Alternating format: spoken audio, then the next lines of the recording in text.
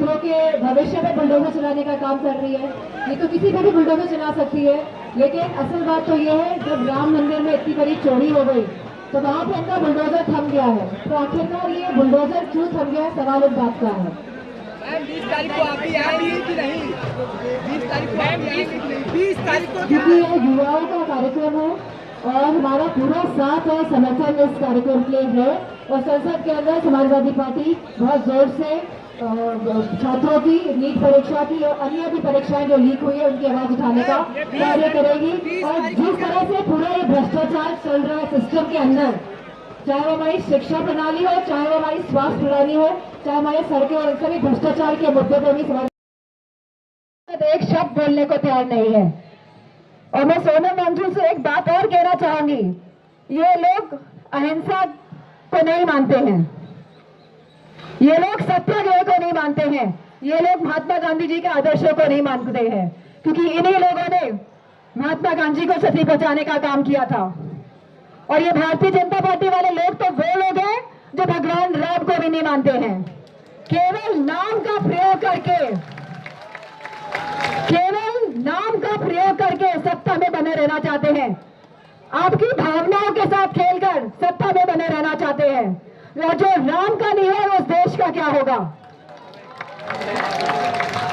तो मेरा सभी छात्रों से यही कहना है, क्योंकि मैं खुद एक माँ हूं और मैं समझ सकती हूँ आप छात्रों का दर्द क्या है, और अखिलेश जी एक पिता है, वो भी समझ सकते हैं कि वो आपका दर्द क्या है, कि बच्चों की क्या एस्पिरेशंस होती हैं, उनके क्या ख्वाब होते हैं, वो कहाँ आगे बढ़ना चाहते हैं।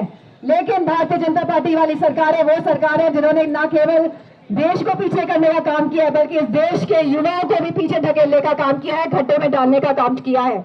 और मुझे पूरा भरोसा है और मैं सभी युवाओं से कहना चाहूंगी कि 20 तारीख को, क्योंकि यहाँ से संसद तक का मार्च होगा, तो सभी युवा आए और बढ़ चढ़ के इस मार्च में हिस्सा ले, क्योंकि ये आपके हक, अधिकार और सम्मान की लड़ाई है।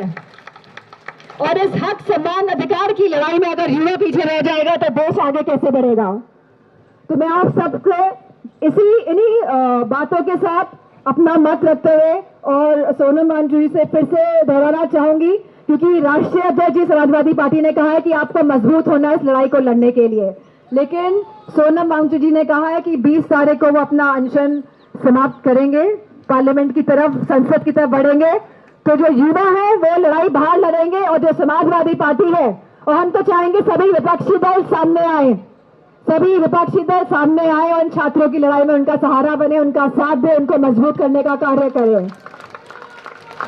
तो जहां आप लोग लड़ाई संसद तक ले जाने का काम करेंगे, हम इस लड़ाई को संसद के अंदर लड़ने का काम करेंगे, पूरी मजबूती के साथ लड़ने का काम करेंगे। इन्हीं शब्दों के साथ आप सभी के हौसला को, आप सभी के जो विश्वास है उसको सलाम करते हुए मैं आप सभी को बहुत बहुत धन्यवाद और आभार देना चाहूंगी। जय हिंद। आप लोग एक एक करके सवाल पूछ रहे हैं, तो आदरणीय विपुल जी जवाब दे पाएंगे, अदरवाइज अव्यवस्था हो जाएगी।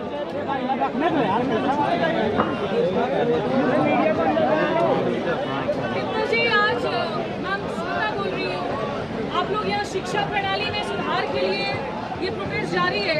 कानपुर में जवाहर यूनिवर्सिटी को डिमोलिश करने की बात की जा रही है, उस पर प्रतिक्रिया।